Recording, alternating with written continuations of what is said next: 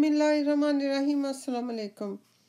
حضرت عیسیٰ علیہ السلام کے بارے میں یہود اور نصارہ دونوں شبہ میں پڑے ہوئے تھے۔ یہود تو آپ کی نسبت بیہودہ بدگمانی کرتے تھے اور نصارہ خدا کا بیٹا کہتے تھے۔ خداوند عالم نے حضرت آدم علیہ السلام کی مثال دے کر دونوں کے تشفی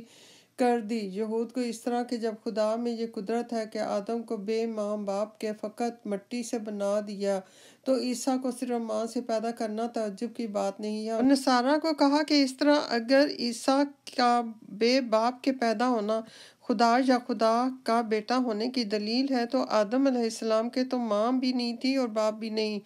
دونوں نہ تھے، پھر ان کو خدا یا خدا کا بیٹا بدرجہ اول ہونا چاہیے۔ حضرت عیسیٰ کے بارے میں نجران کے نصارہ کو رسول خدا صلی اللہ علیہ وسلم نے لاکھ سمجھایا کہ ان کو خدا کا بیٹا نہ کہو۔ حضرت آدم کی مثال بھی دی مگر ان لوگوں نے ایک نہ سنی۔ آخر آپ نے حکم خدا سے قسمہ قسمی کی ٹھہرائی جسے مباہلہ کہتے ہیں۔ یہ قول و قرار ہوا کہ فلاں جگہ فلاں وقت ہم اور تم دونوں اپنے اپنے بیٹے، عورتوں اور جانوں کو لے کر جمع ہو جاؤ اور خدا سے عذاب کا خواہشگار ہو۔ جس دن یہ مباہلہ ہونے والا تھا اصحاب بند سور کر در دولت پر اس امید میں جمع ہوئے کہ شاید آپ ہمراہ لے جائیں گے، مگر آپ نے تڑکے حضرت سلیمان رضی اللہ تعالیٰ عنہ کو ایک سرخ کمبل اور 4 لکڑیاں دے کر اس میدان میں ایک چھوٹا سا سائبان کھڑا کرنے کے لیے روانہ کیا اور خود اس شان سے برآمد ہوئے کہ امام حسین کو بغل میں لیا اور امام حسن علیہ السلام کا ہاتھ دبایا، حضرت سیدہ فاطمہ الزہرا علیہ السلام کو اپنے پیچھے لیا اور حضرت علی علیہ السلام کو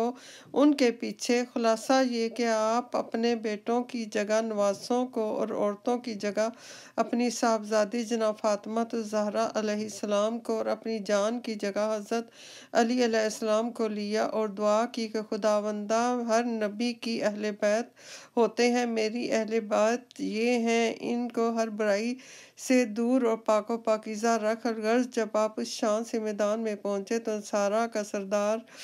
آفس ان کی طرف دیکھ کر اپنے لوگوں سے کہنے لگا، خدا کی قسم میں نے ایسے نورانی چہرے کبھی نہیں دیکھے اور اتنے نورانی چہرے میں آج دیکھ رہا ہوں۔ اگر یہ پہاڑ کو اپنی جگہ سے ہٹ جانے کو کہیں گے تو یقیناً ہٹ جائے گا، اور اسی میں خیریت ہے کہ مبالغہ سے ہاتھ اٹھا لو ورنہ قیامت تک نسل نصارہ سے ایک بھی نہ بچے گا۔ آخر ان لوگوں نے جزیہ دینا قبول کیا۔ تب آپ نے فرمایا، واللہ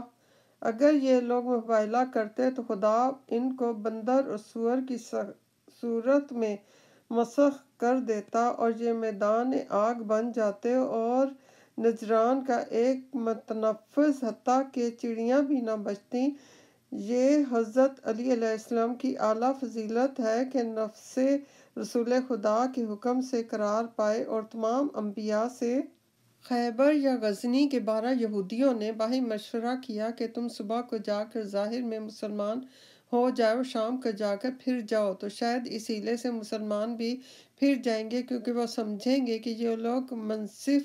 تھے کہ اپنا دین چھوڑ کر ہمارے دین میں آئے تھے، اب پھر کچھ ایسی ہی غلطی پائی کہ پھر گئے، مگر دل سے ہرگز اسلام کو نہ ماننا۔ اس مکاری کو خدا نے مسلمانوں پر ظاہر کر دیا اور کہہ دیا کہ ہدایت تو وہی ہے جسے اللہ دے،